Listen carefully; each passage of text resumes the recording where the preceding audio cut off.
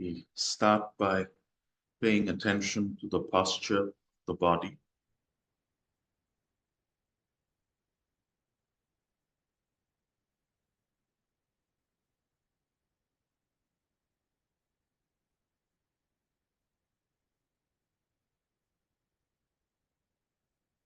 And the posture ideally must be a posture that's stable. So if you're sitting on a chair, ensure that your feet are planted onto the ground in a comfortable manner. Knees apart.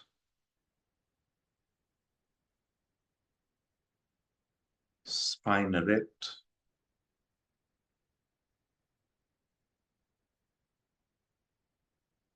The chest opened by rolling the shoulders backward.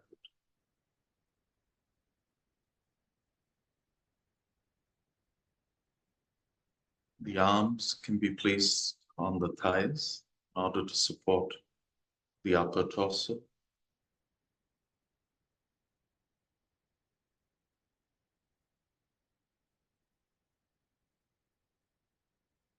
And the head gently resting at the top of the neck, almost as if it were floating.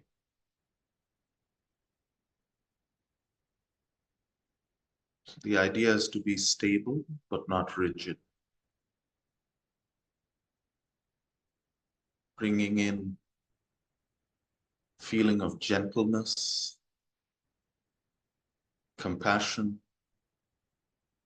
and love to the body. Very easeful.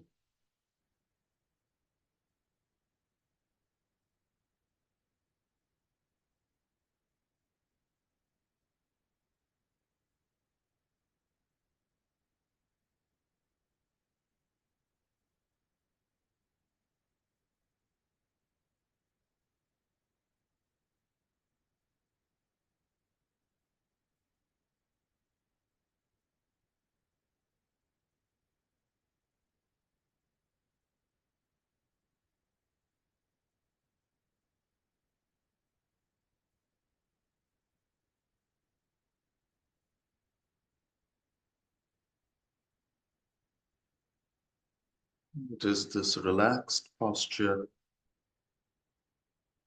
that aids in the breath to be relaxed, comfortable, flowing. Let's just abide in that comfort for a couple of minutes.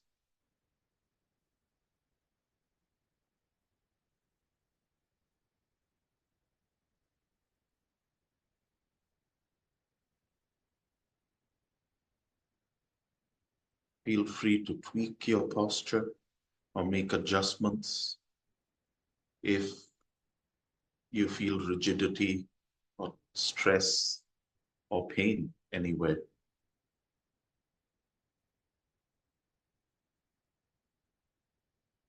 Very compassionate, gentle to the body.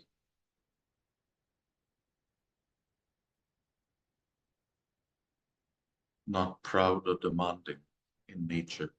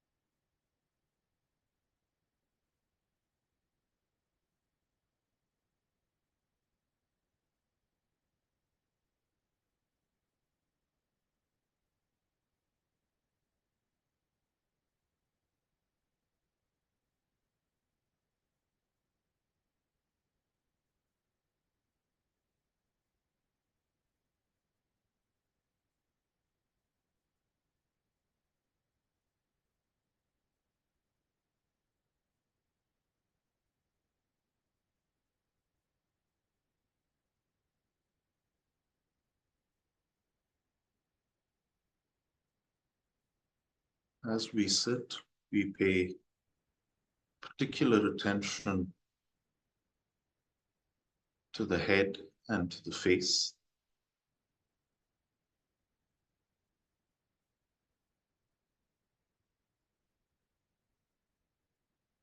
Relaxing the facial muscles, the eyelids gently resting, not firmly, tightly shut, just gently resting. You notice how that relaxes the forehead and the back of the head, top of the head as well.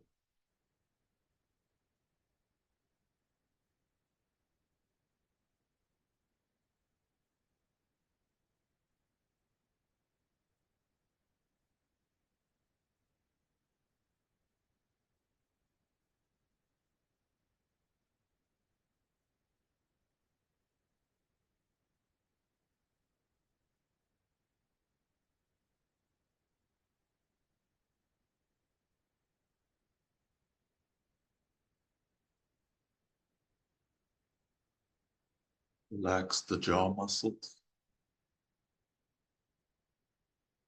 and the throat area.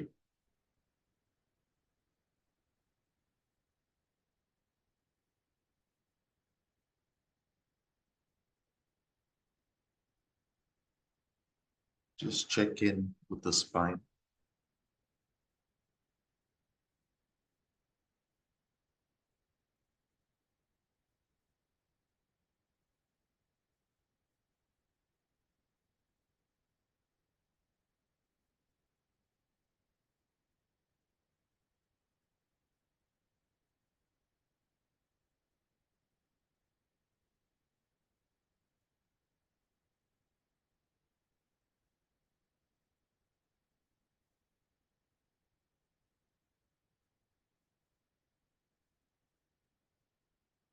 Make sure the pelvic area sits comfortably on your seat.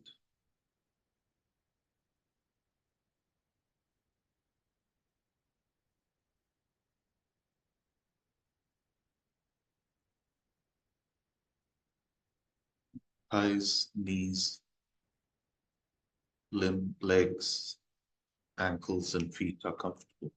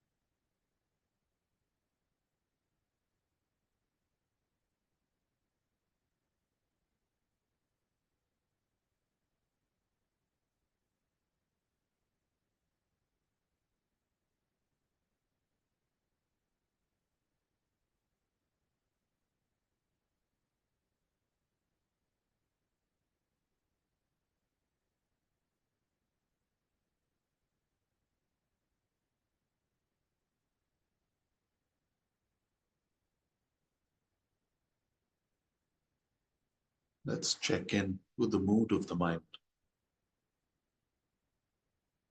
The body is nice and relaxed.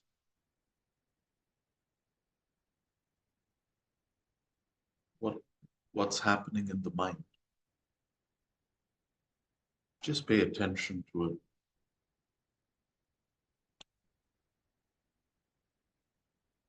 Is the mood calm? Or is it choppy? Is it bored? Is it anxious? Doesn't matter what it is. Just paying attention.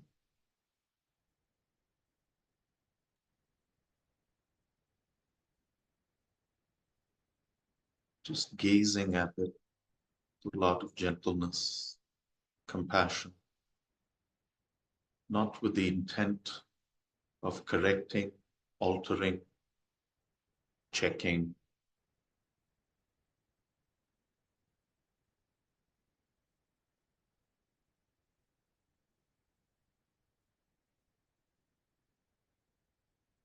just recognizing.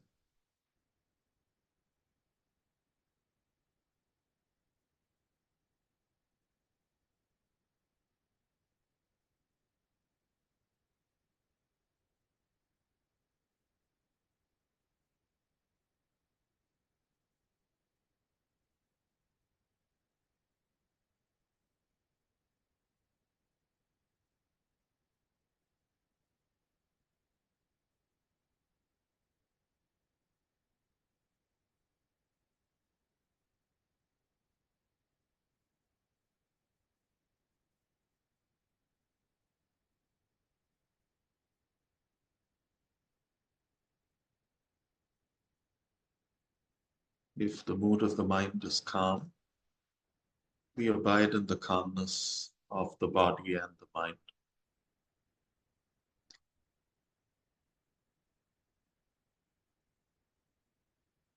But if the mood is busy,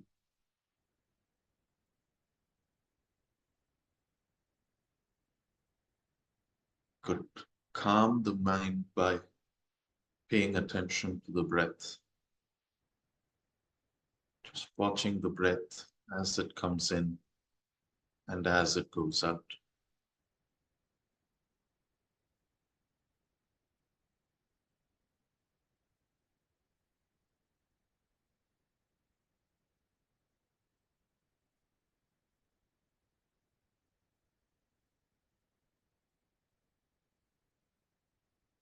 Holding the breath in mind, anapanasati, has a very calming effect,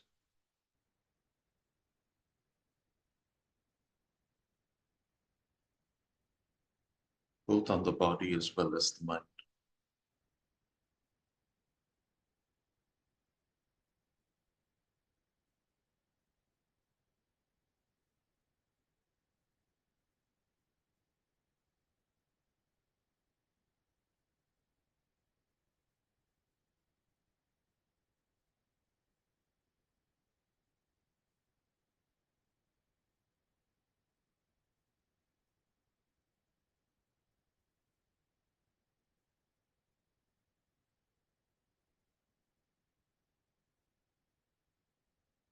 Stay with that for a few minutes.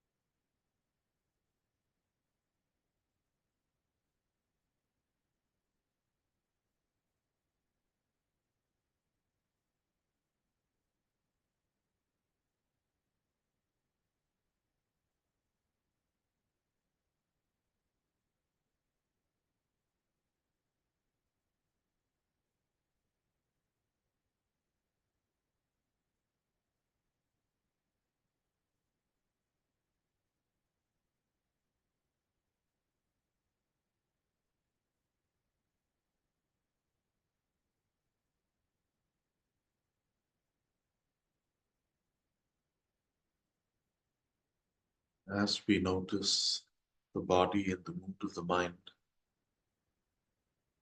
let's open up this awareness to the entire structure of this body and mind.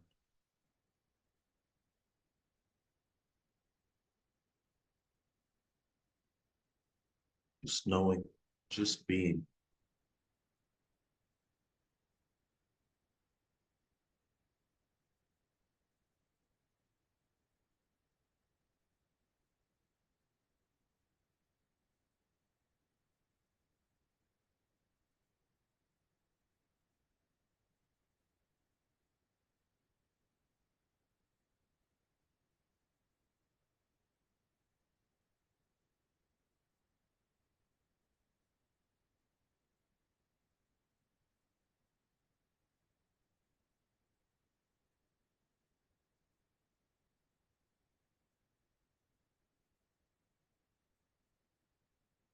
What is in this awareness?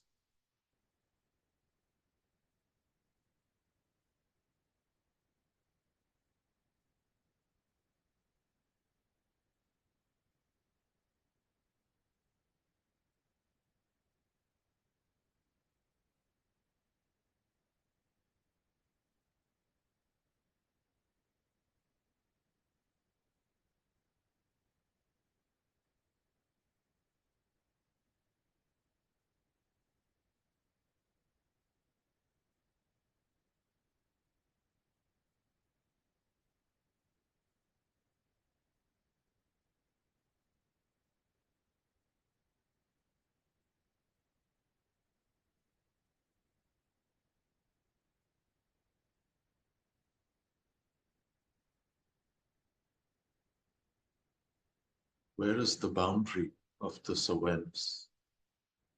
Is there a boundary to awareness?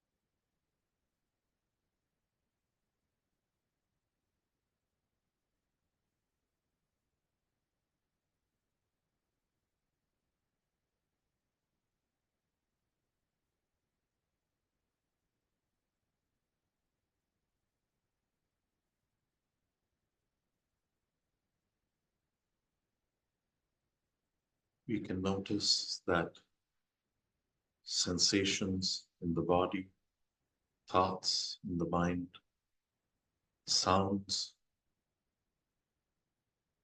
in the ambience, all of these arise and cease in awareness.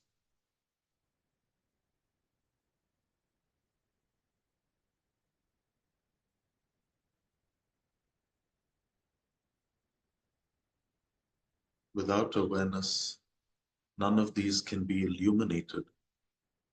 None of these can be recognized.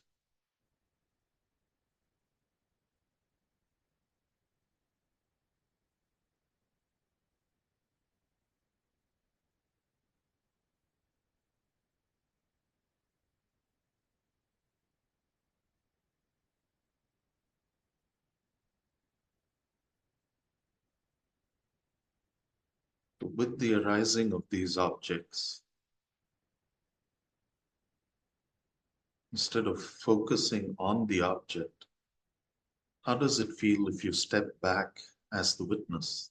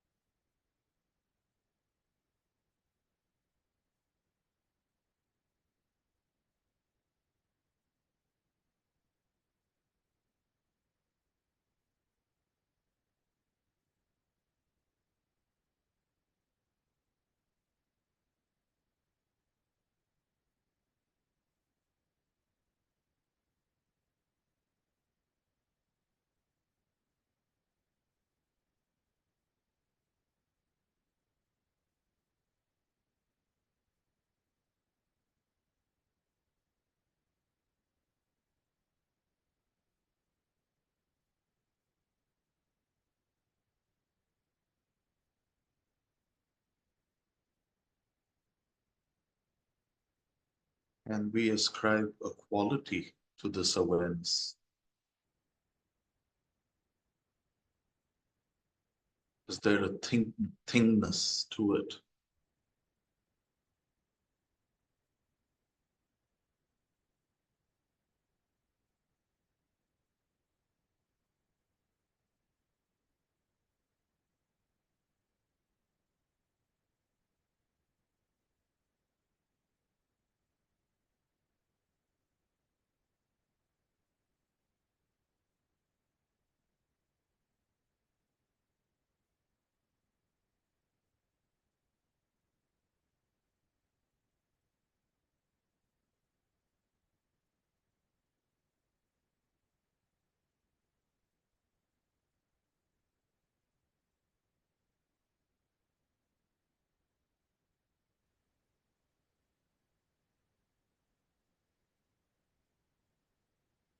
Brahma Jaloka Dipati Sahampati Katanjaliya Nadivara Maya Chata Santi Dasata Paraja Kajatika Dese Tudamam Anukampi Mampajam.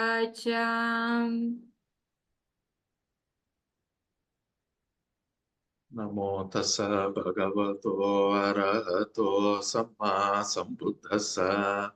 Namo tassa bhagavato arahato samma sambuddhassa.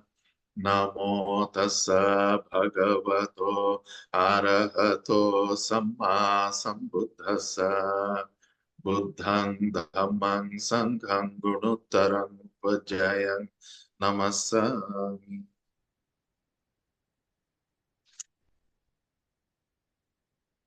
Okay. It's nice to be back with the OBS once again. Nice to be with all of you, meditate with you, share a few thoughts and open it out to questions and answers. So things are well at the monastery. Rumpo is doing great. He's very happy, very joyful. Bruno's doing well. Sangha is very harmonious and living in great friendship over this rains retreat. We have Tan Chagadammo visiting us from Chithas, Tan Padipo's Upasampada was on the 7th, so he's still beaming as a bhikkhu. Anagarika Kori is doing well. We have friends from Malaysia, Michael and Zito, visiting us. Curtis is spending the Vasa with us. And so things are going very well here at the monastery. Ajahn Pavaro is doing well. Tansiri Medo has gone to visit his parents. So that's the report. It's hot and steamy. Lumpur was commenting this afternoon, it feels like Chennai in May, and it does. It's really green though, with all the rain. So I got a couple of emails over the past week and a couple of questions that were interesting. So I thought we could kind of reflect on those questions during this period. So one of the questions, and both were quite related. One of the questions was, Lumpur V and Lumpur Sumedo, they always talk about don't go to the thinking. How can we not go to thinking? And the other kind of related question was, isn't awareness itself in thinking? It's an interesting question. So the questioner is basically asking whether this awareness is generated in the mind or whether the process of thinking is an awareness, right? And it might seem a little philosophical in nature, but it's also a very pragmatic question, right? At least in my meditation, when I sit down and meditate, sometimes my mind is always busy. And there are thoughts crashing, the questions arising. There's always kind of some judgment going on. And there's a lot that happens when we sit and close our eyes. So how do we deal with that? And yes, our great teachers very lovingly tell us, let go of thinking, but how do we do that?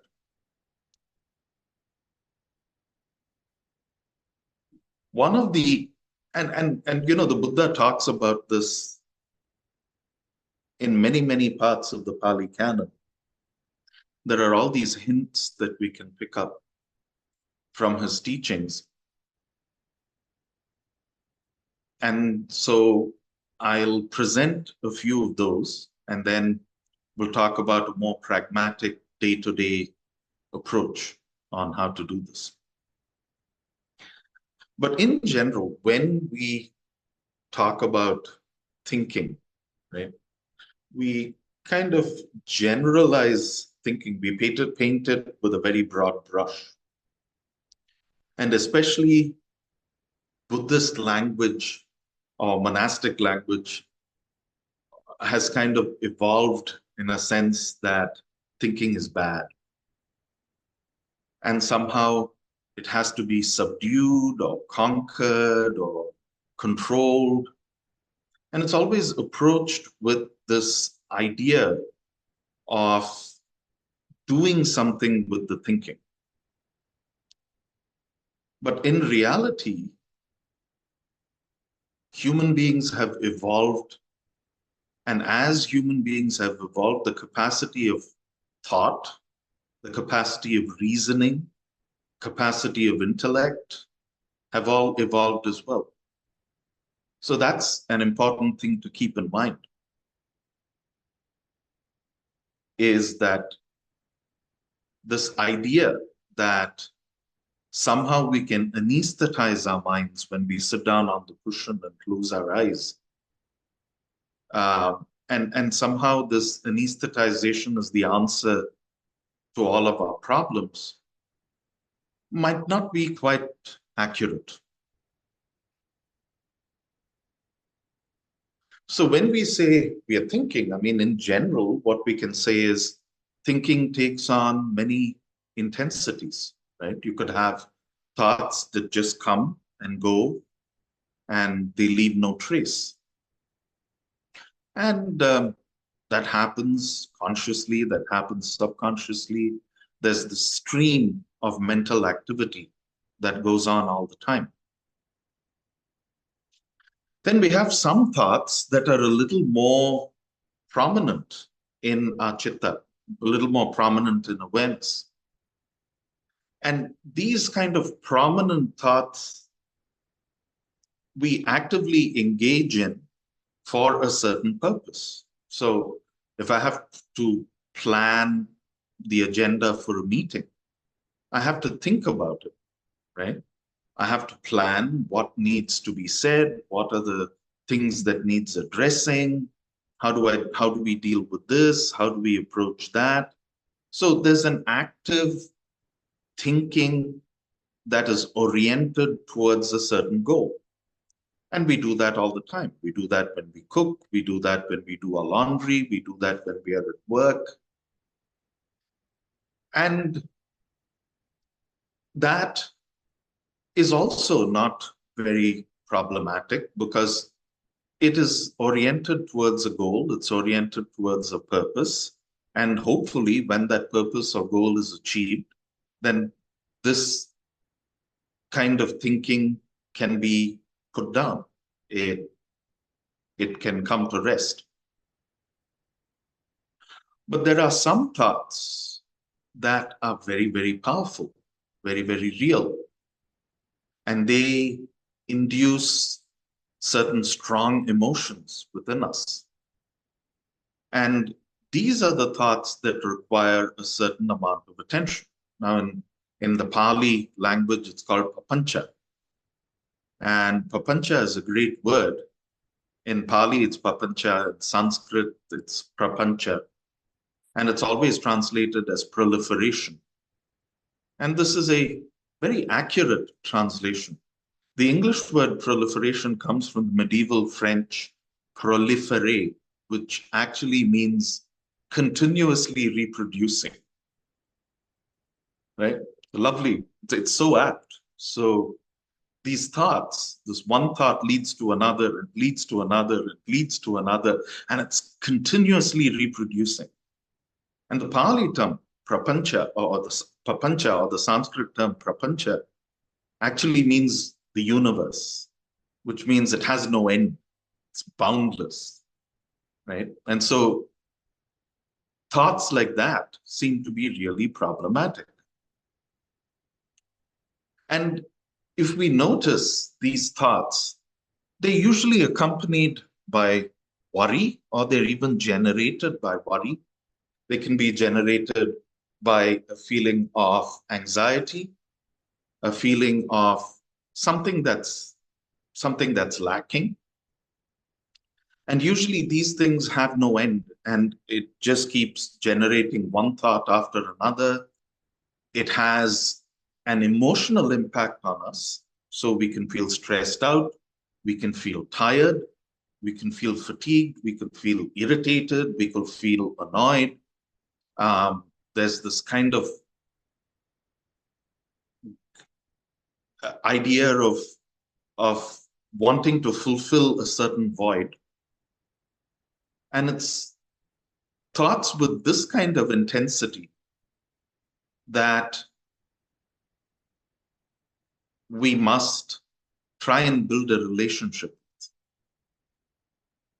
And the idea here is not in any way to subdue it or conquer it, but it's noticing our relationship with a thought pattern that is endless. What is our relationship to a thought pattern that is continuously reproducing?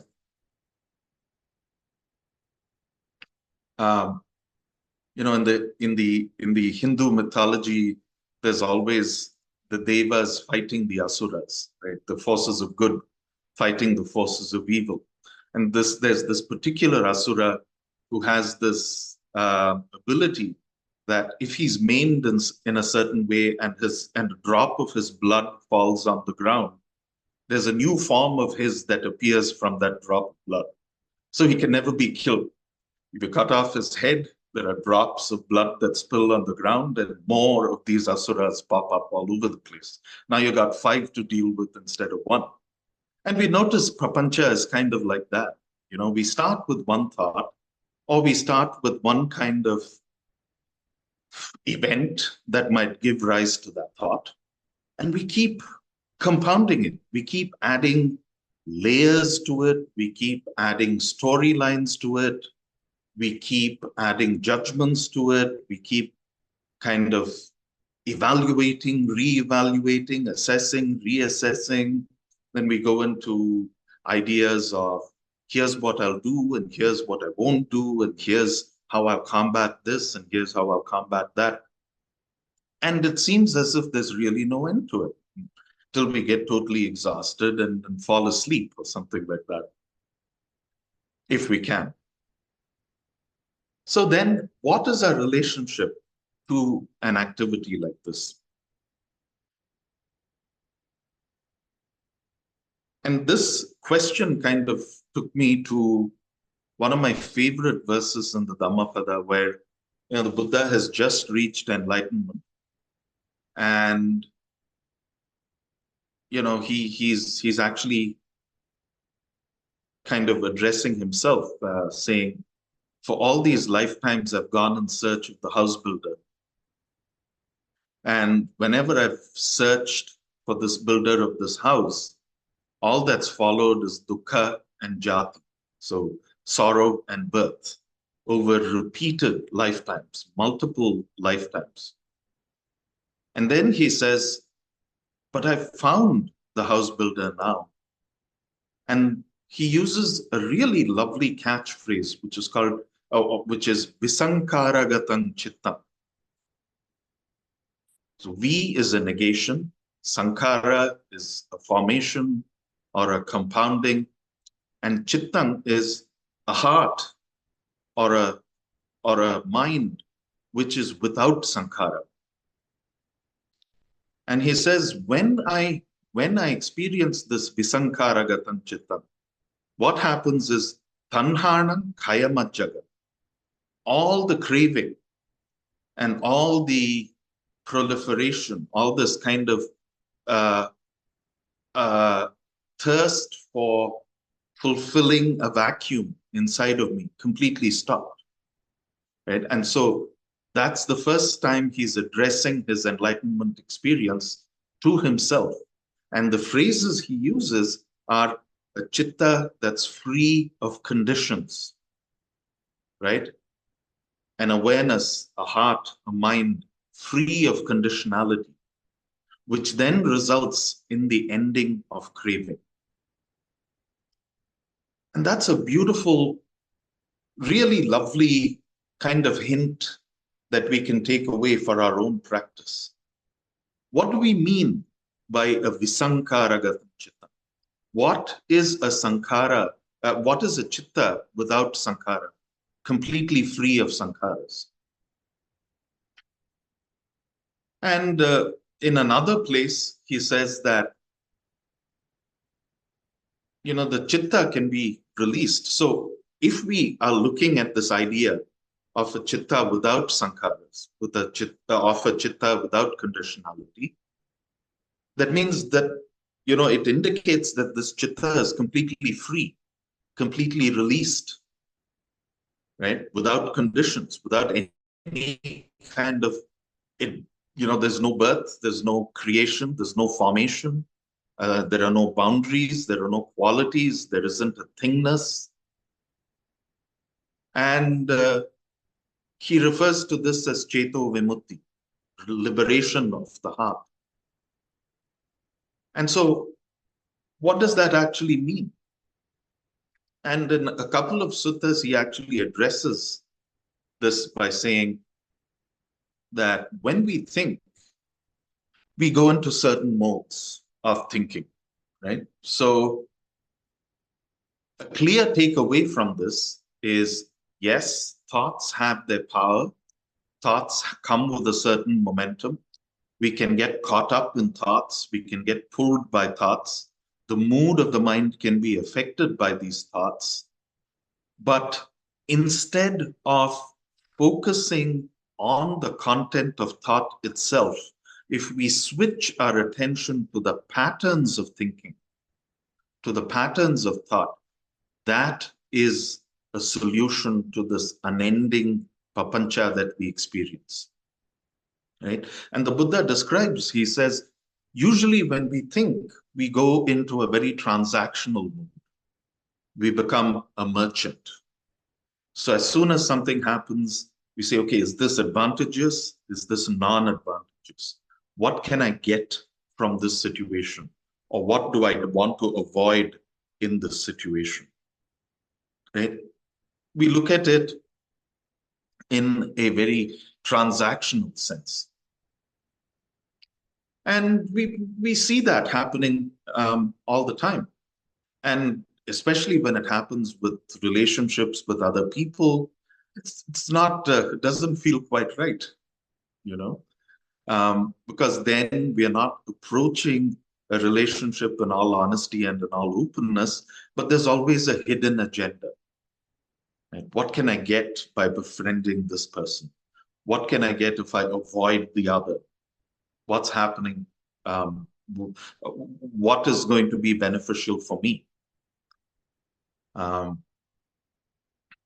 this he calls, you know, pamanakaran.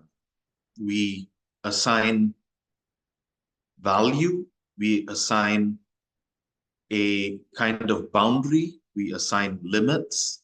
We are also judging, we are gauging. Is this good? Is this bad? Now, in many circumstances, this is important, right? We need to engage in this kind of thinking if we are engaging in a certain purpose. So, you know, if you're interviewing someone in your office for a particular position, you need to do pamanakaran. You need to go into the mode of pamana. What are these person's strengths? What are these person's weaknesses? Is this person capable of fulfilling this job? But then if that is going to be the tenor of the mind or the tone that the mind takes up continuously, there's a bit of an issue there. There's a bit of a problem there. The other mode that the Buddha talks about is that we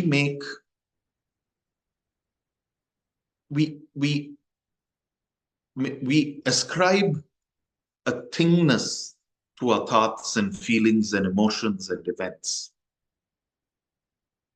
And he says that this kind of thingness that is ascribed, or this mode of fabrication, or this mode of construction, happens as we engage in the sense doors and as they go out. So as our mind goes out through the sense doors.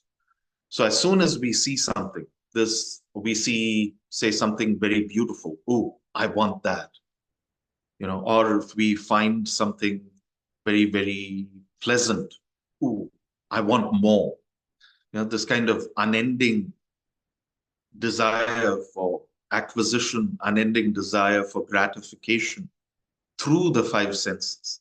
And whenever we approach a situation or an event with this kind of mindset, of fabrication, then there's a bit of a problem, right?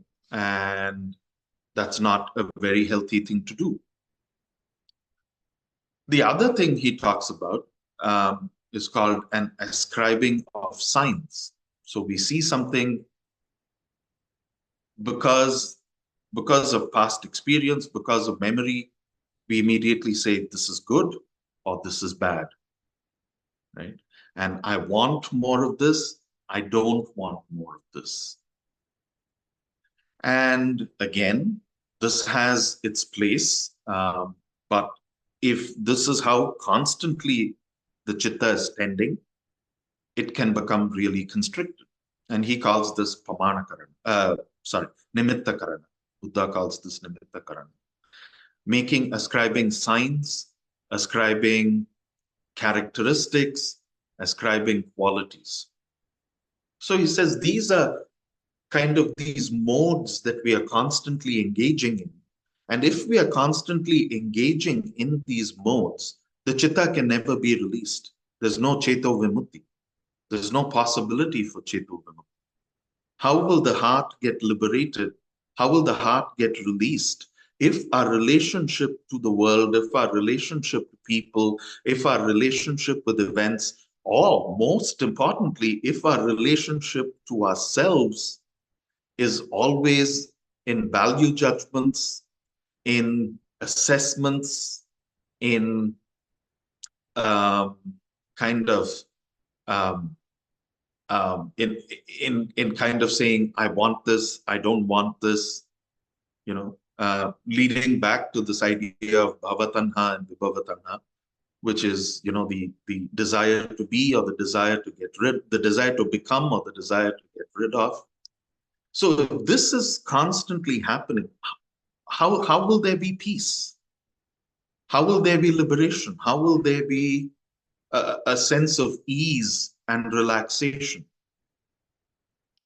And he beautifully kind of says that, there are solutions to this.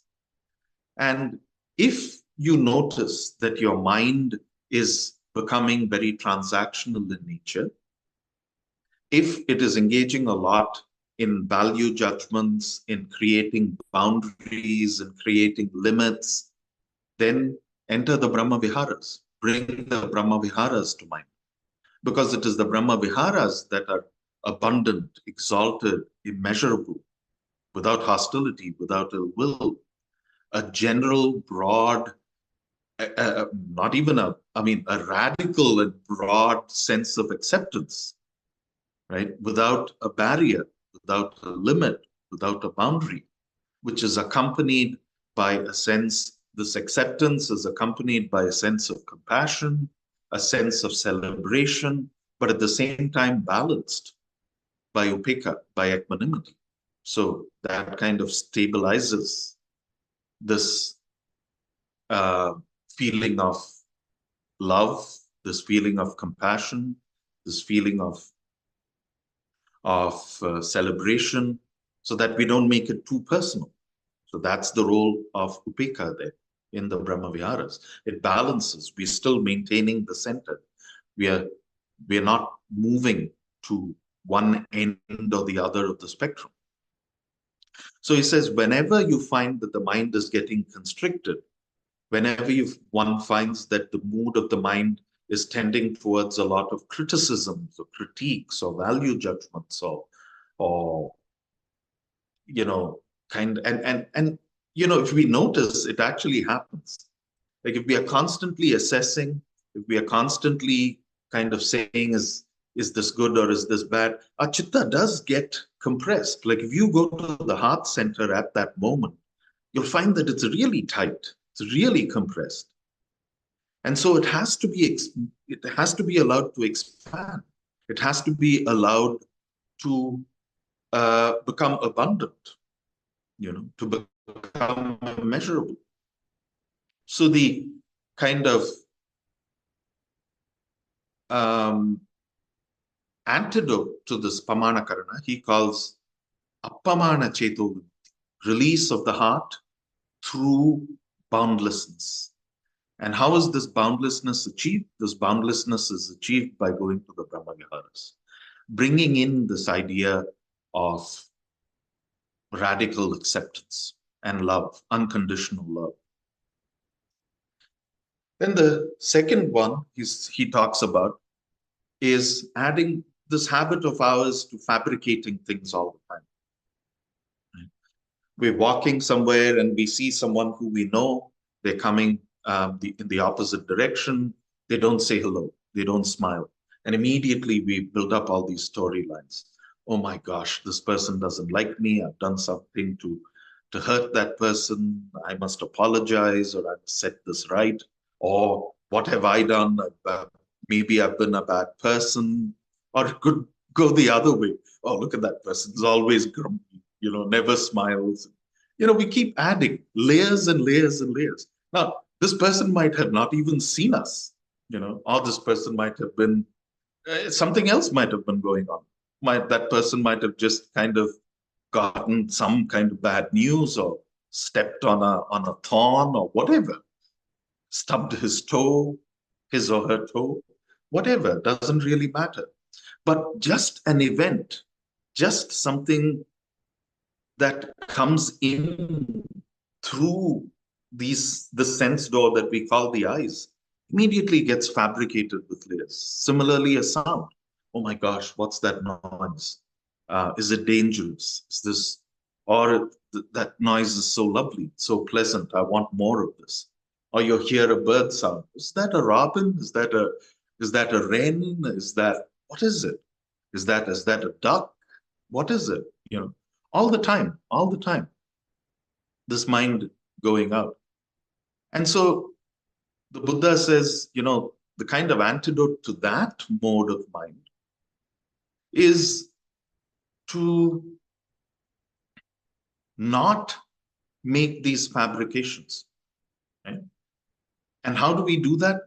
And he says, you do that by ayatana samadhan. So bringing a sense of composure and calmness to the sense doors, to the 5 ayatanas. The sense door of sight, sense door of smell, sense door of hearing, sense door of taste, sense door of touch. We kind of, as soon as something comes in contact with that, and this contact reaches the mind goes berserk. So that's the point. You've got to calm the mind. Yes, okay, there's a sound, fine. Okay, yeah, this is really pretty, fine. Do not allow that to go into craving. Do not allow that to go into aversion. And this he calls akinchana cheto, release of the heart without a thingness attached to it, without a fabrication attached to it, without a compoundedness attached to it. And finally, this last mode of nimitta, making signs. This one person we see, he or she doesn't say hello, so they're branded as a grump for life. Doesn't matter what they do, there's no redemption. So every time you see them, you turn away. Oh gosh, I don't want to meet this grump. Right? Again, signs, because of conditioning, because of memory, because of history. And not just memory or history, but memory or history that's compounded by this value judgment that we make by pamana karana, and also compounded by this fabrication that we add through kinchi karana. And so nimitta karana, nimitta is a sign. And the Buddha says the antidote to this nimitta is shunyata, emptiness, right? And he calls this shunyata cheto, release of the heart through emptiness. Release of the heart without making a sign, without ascribing anything to it. So, every moment is spontaneous. Every moment is fresh. It's not burdened with memory. Right? Yeah, we can all understand it at a very, very intellectual level, but how do we practice it? How do we ensure that this, whenever there's an event, or whenever we engage with a person, or whenever we engage with a sense experience, how do we not go into these modes all the time, right? Intellectually, we can understand. Okay, there's pamana karana, answer to pamana karana is the Brahma Viharas. There's kinchi karana, the antidote to kinchi karana is akinchana, and the antidote to nimitta karana is shunyata. Great, I have that list in my brain, and then the next day I meet the same person and I want to punch him in the face, right? It hasn't sunk in yet. So how do we make this sink in? And this again goes back to this kind of exercise we did as we were meditating. where the suggestions that I was making is when we experience a sensation in the body or we notice a thought that is arising, if we have the ability to take a step back and witness it, be the background, focus on the awareness of the event rather than on the content of the event, then there's a whole lot of space that's created around this event. There are, there's no question of a restriction, there's no question of a boundary. And if we remain as awareness, and if we remain without getting entangled with a thought or a bodily sensation or a memory or an emotion, then what happens is that we begin to notice that this awareness itself, it has no boundary. That was why I suggested, does awareness have a boundary? Does awareness have a thingness? Does awareness have a sense of, is it green? Is it pink? Is it yellow? Does it taste like a rose? Does it taste like does it smell like a rose, or does it smell like, I don't know, whatever else? Does it smell like an apple? Or does it have any signs? Is it short? Is it fat? Is it tall? Is it thin?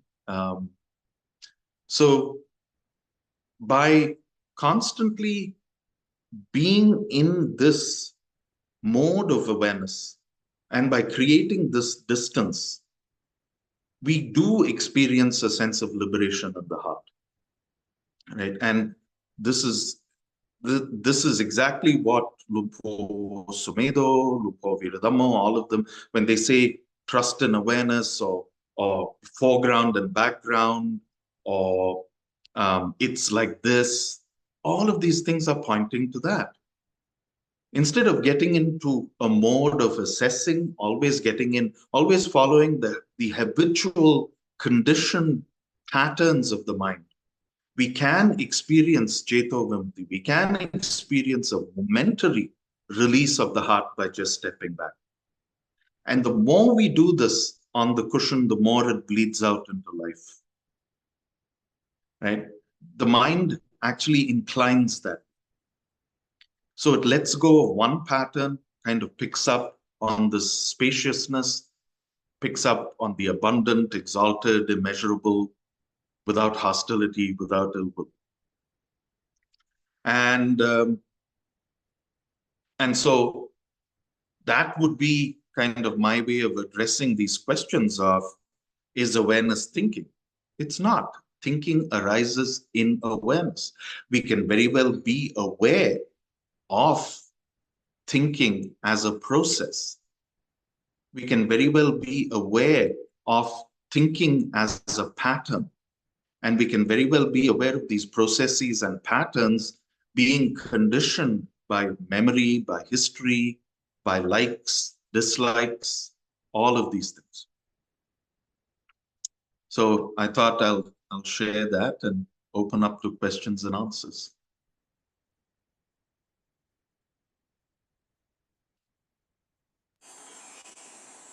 Thank you, Bhante. So if you'd like to ask Ven Amarasiri a question, if you could use the raised hand symbol, and then we can invite you to unmute and ask your question. Or you can use the chat channel if you prefer not to speak, and we'll read it out for you. Thank you. Okay. Curtis here has a question. So what's your question, Curtis? So, excellent talk. Thank you. Really helpful. And so, that was really helpful about the Brahma Viharas. And I think I've experienced having some kind of dukkha and being able to hold it in spacious awareness, and it can come and go. I've also had another experience where I will ruminate about something. Recently, I had a negative interaction. I ruminated for a few hours, and at first I was like, ah, what a grump that person. And then I thought, this was, I was unskillful in my speech. I kind of noticed, okay, well, I was unskillful in my speech, and the karma flowed from there. And so there's a way in which my rumination gets reinforced, because I actually come to a conclusion like, that's helpful for me to reflect it on. And so I'm just wondering whether there's some kind of different modes of thinking that are happening there, or if you have any thoughts about, hey, sometimes after ruminating for a few hours, you actually do come up with something useful. So Curtis has a really good question. Just in case you weren't able to hear what he said, in case the mic didn't pick it up, I'll just rephrase the question or repeat the question. And then I see Jean has a question, so we'll come to Jean in a minute. So Curtis's question is that he has experienced that when an event occurs, he is able to get release from the spaciousness, but then on other occasions, there's a lot of rumination in the mind, and basically how to deal with that rumination, or if I had any thoughts around that rumination. Or, if something productive does come out of if something, yes, why is that happening? Does something productive come out of that rumination? And the answer is yes. Something productive comes out of that rumination if the relationship is right. If the rumination is recognized as rumination, it need not stop immediately, because all of these ruminations come with a certain energy. It comes with a certain force. But if we are able to sit with it, if we are able to welcome it, and if we are able to witness it without judgment or without critique, just recognizing it for what it is, the most amazing fallout is patience. The most amazing fallout is a sense of release at the end of it. Boy, I sat through this and I feel good. I feel released. There's certainly a feeling of release. So yes, definitely there are these things don't happen like that, right? Thoughts happen like that. But the relationality to thought, the handling of thought, the holding of thought, all that has to be done with a lot of patience, with a lot of compassion, with a lot of gentleness. And our our habitual mode is to either brush it aside or bury it and move on to the next thing. And then if we brush it aside or bury it, then it's going to come back with a lot more force, right? So then what do? We allow it the opportunity, we allow it the space, we allow it the time for it to arise, and we are with it. We are witnessing it. We're not pushing it away. In a sense, we are holding its hand, right? It might be uncomfortable for me. I might really not, I might really kind of, I don't want to be here. I don't want to be with this, but I am with this. I am welcoming this. And it dies out. Its energy dies out, right? And this may happen 5 times, 10 times, 20 times. But each time it happens, A, we know how to deal with it. And B, because we know how to deal with it, our relationship with it is better. Our relationship with it is kinder. It's not as vicious as it used to be, right? And in the process, we gain this tremendous ability of patience. The Buddha said, Kanti paramang tapo titikha. Titikha and Kanti, these are, Kanti is patience, titikha is forbearance.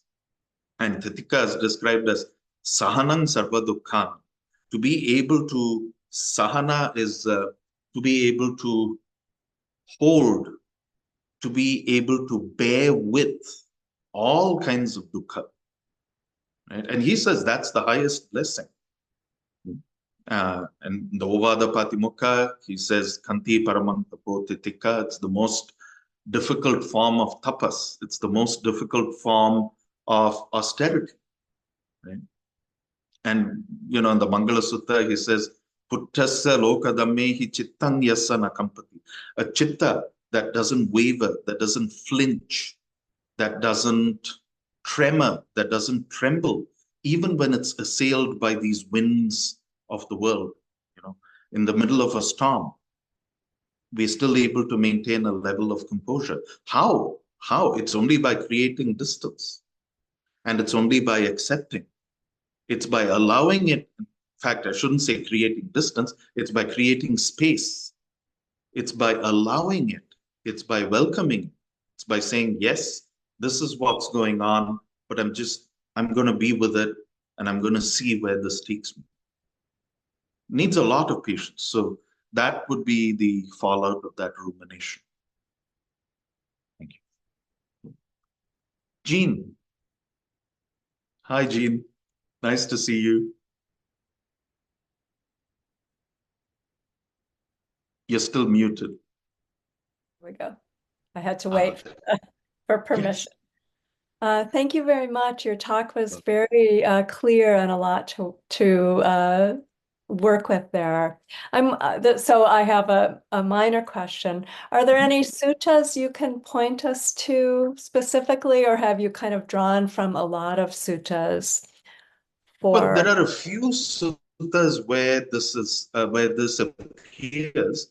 One interesting sutta is called the Godatta Sutta, and it's in the Chitta Samyutta of the Samyutta Nikaya. Okay. So look that one up. I'm not sure if it's number. I think it's 41.7 or 41.6. Okay. One of the two. But it's called the Godatta Sutta. That's a really good resource where this is very beautifully passed out. And the other one is Dhammapada 153. Okay. Thank you. All right. Thank you very much. You're welcome, Jean. But I must warn you, the translation of the sutta is terribly, terribly complex. Okay. It talks about, I don't know why we do this, but we tend to do this. It talks about going beyond the boundaries of the infinite mind and going beyond all kinds of, but in essence, it's very simple. You read the Pali, it's just so basic and so simple. Apropos of that, of translation, I'm wondering if, you would consider ever adding a translation to chants that we chant a lot, like the Mangala Sutta, because I'm not sure I've ever heard in the Mangala Sutta what you just described. So anyway, just an idea. I'm not an academic. I'm not a scholar. I just love the language. So I kind of speak to it as it appears to my heart. Yeah. So yeah, maybe we'll see. Maybe that's why it's appealing. Yeah. Thank you very much, Bhante. Thank you, Jean. Thank you. Vivian plus one other. Yes, Vivian. Oh yes, so Bhante, thank you very much for the talk. I found that very helpful and very easy to relate to. And well, I can apply it very easily to my own mind and tendencies. And some of the things I notice both in daily life and in meditation is where trying starts to operate. So trying to get something, or trying to achieve something, or trying to get an outcome or resisting, where there's a resistance and a not wanting and a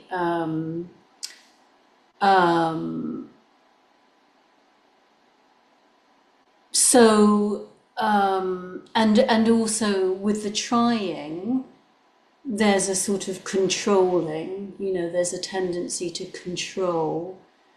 So I'm thinking about when I'm making things, which I'm sure we all do at some point in our lives, we create things, and we're trying to control it in such a way that there's, desire arises or expectation, which can pull us away from, what is actually happening.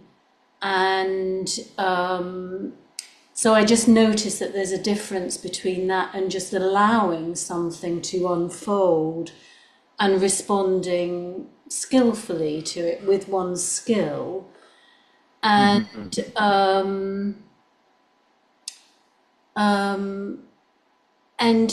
well, I suppose for me the crucial thing is whether awareness is there and whether wisdom is there to notice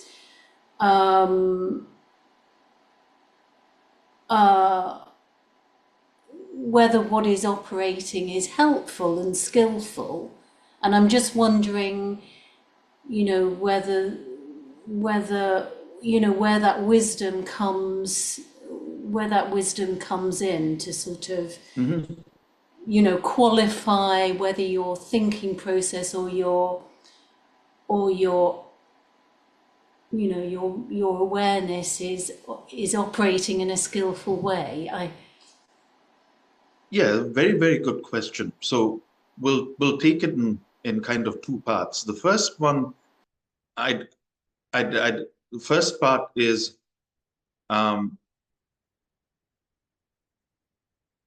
when a thought comes up and we are able to notice a sense of resistance or a sense of not wanting, then that also becomes an object of awareness, right? So there's an event, and this event either brings up a sense of grasping or a sense of pushing away. That itself then becomes an object of awareness, right? Now, the other question is, where does wisdom come into all of this? When we are with awareness, when we are in the heart, wisdom is always present. Wisdom is not the result of an intellectual process. It's not the result of the thinking mind. It's the spontaneous arising as a result of viewing an experience in a wholesome manner. It is the spontaneous result of building a friendly, welcoming, patient relationship to experience itself. And so being a little technical, when we say sati sampajanya, in the Pali, it's actually a compounded word. One does not operate without the other.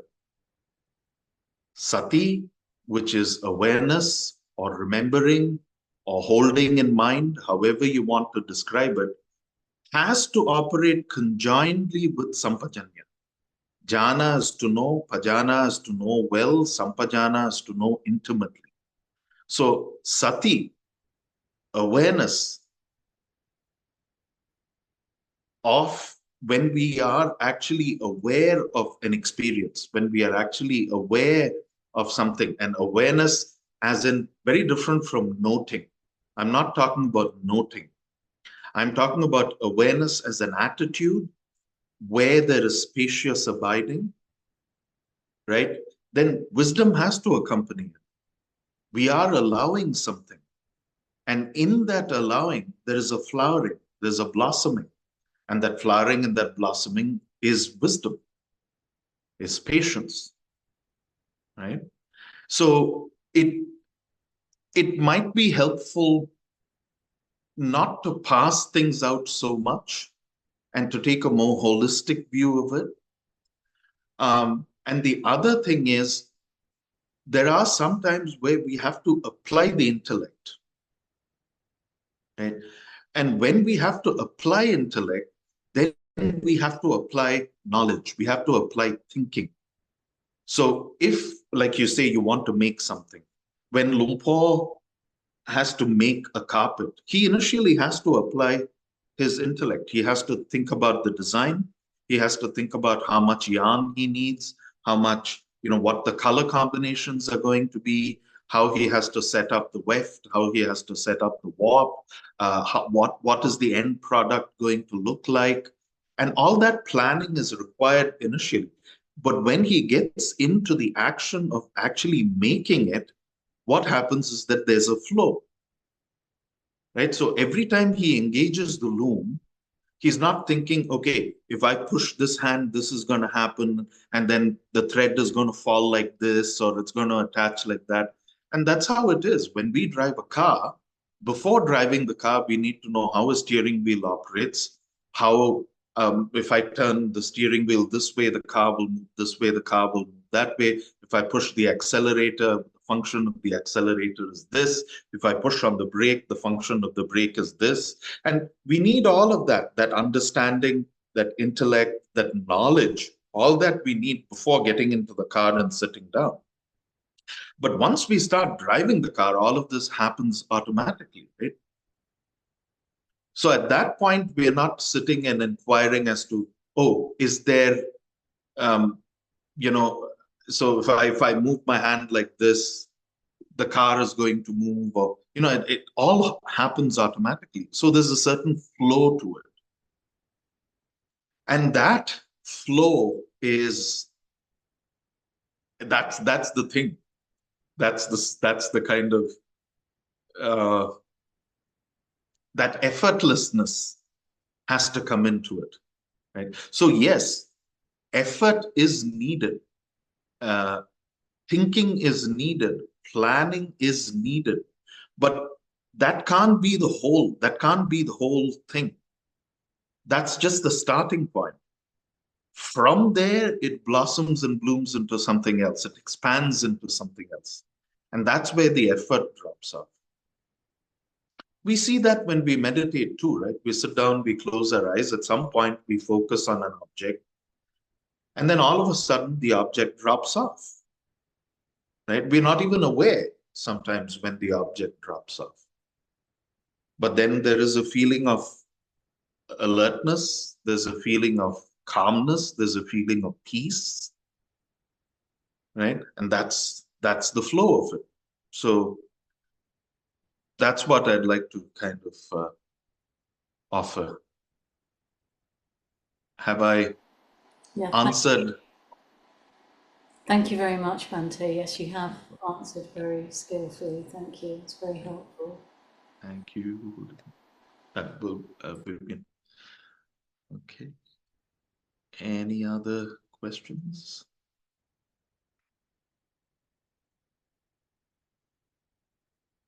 Actually, this like in our suttas, the word chitta becomes very, very confusing.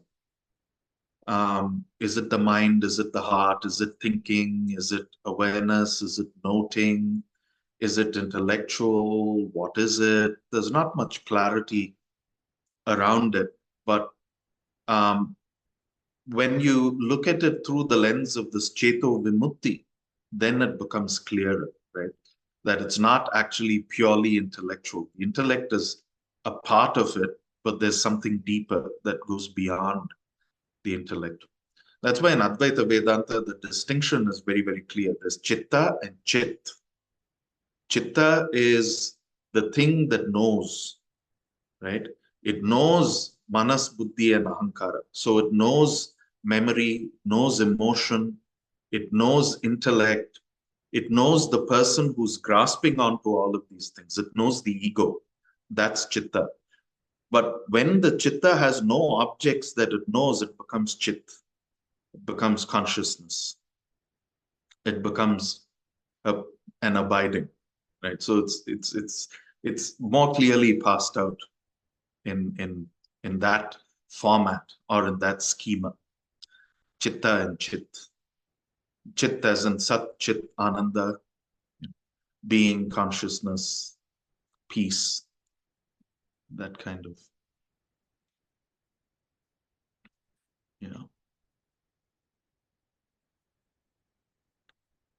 Anyone else? Any other questions?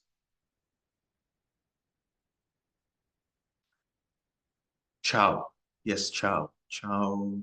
Where's Chow? I can't see Chow. Oh, there's Chow. Chow, you're muted and I can't see your video.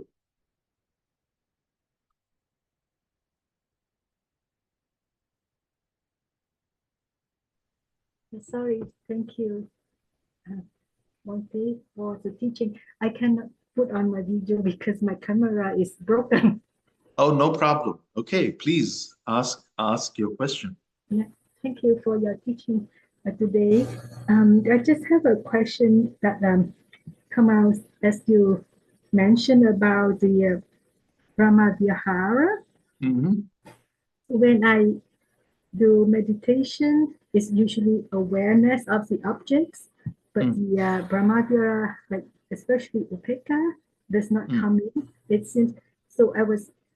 Would you recommend that when we are in awareness and thought, bring in the Upekkha, Brahma Vihara, like practice more together so that it's more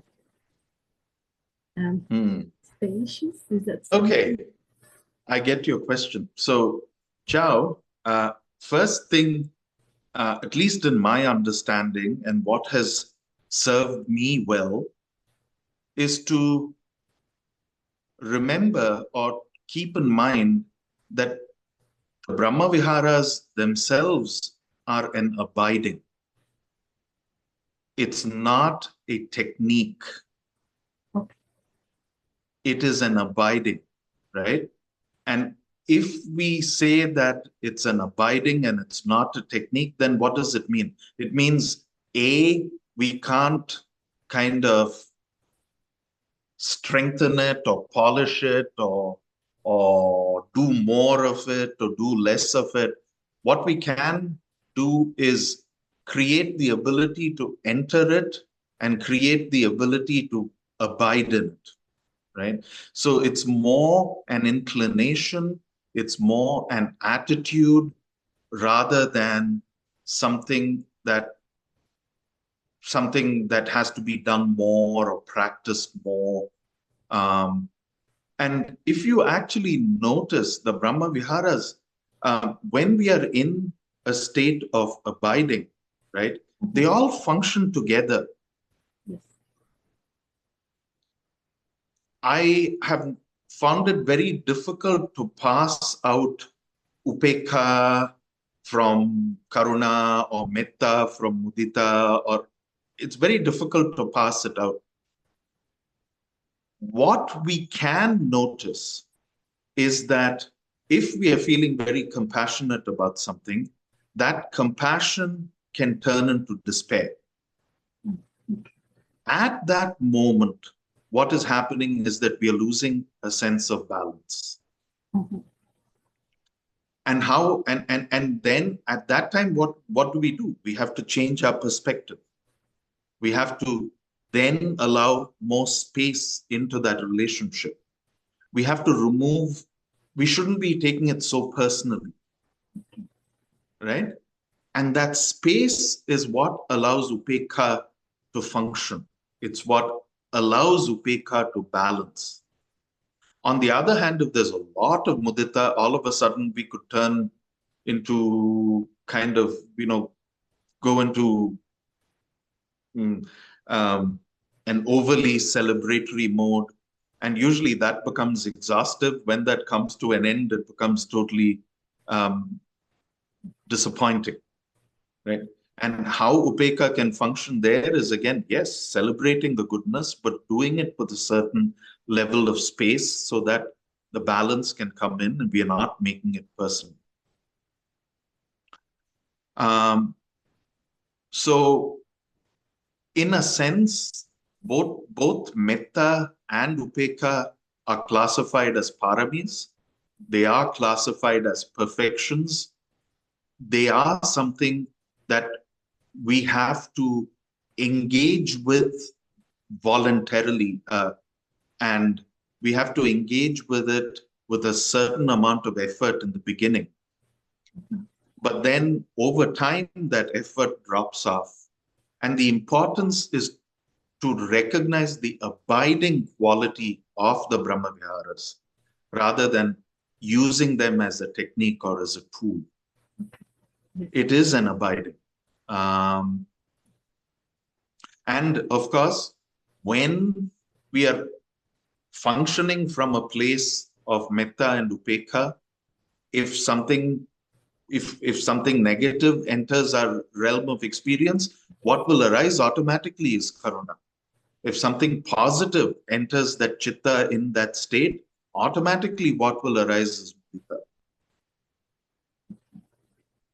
So a familiarization of metta and upekha and abiding with it, making friends with them, getting to know them, that would then automatically induce karuna when appropriate, mudita when appropriate.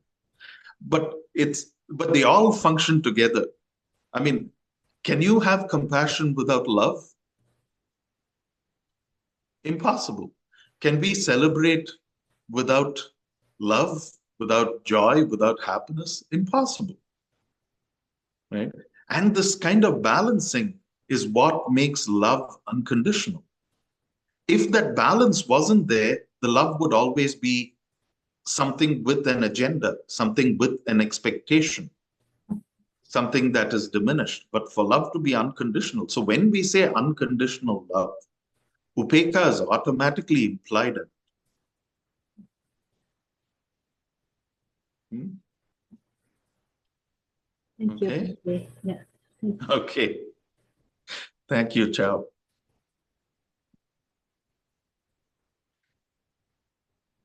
Okay. So Bhante, shall we do the closing chant? Absolutely. Yes. So through the goodness that, no, which one were we going to do? Yes, the sharing of aspiration Sharing. through the goodness. So we'll do that in English. And